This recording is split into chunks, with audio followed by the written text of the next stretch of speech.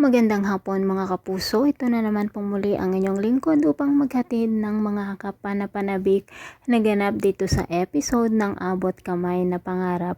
Sa pamamagitan nga po ni Lynette ay nagkaayos na nga rin sina Doc Carlos at Annalyn, kung kaya't masayang nga po itong si Lynette dahil sa pagkakaayos ng dalawa. Samantala, nagpunta naman sa isang restaurant sina Josa at Lynette upang sa ganun nga ay mag-food tasting sila para sa nalalapit na kasal ni Lynette at Doc Carlos.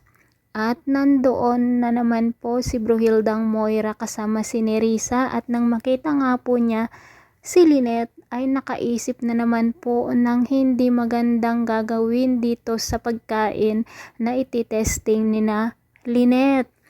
Samantala, sa pag-uusap naman ni na Aling Susan at Annalyn, masayang masaya si Annalyn dahil nga binigyan siya ni Doc Carlos ng regalo, at sinabi pa ni Aling Susan na bakit hindi niya buksan ang kanyang mga mata o ang puso dito sa kabutihan ni Doc Carlos para sa ganun nga ay matanggap niya bilang magiging stepfather soon si Doc Carlos, dahil nga po nalalapit na ang kasal ng kanyang ina at ni Dr. Carlos.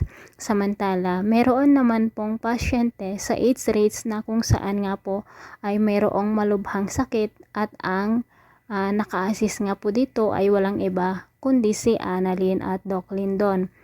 Ngunit sinabi ng pasyente na ayaw niyang malaman ng kanyang family na mayroon siyang malubhang sakit.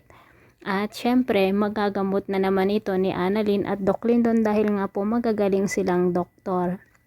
Samantala, dito na nga nalaman o nang maihanda na nga ang mga pagkain sa lamesa ni na Lynette ay mayroong naihalong hilaw na pusit na kung saan nga po ay napakalansa.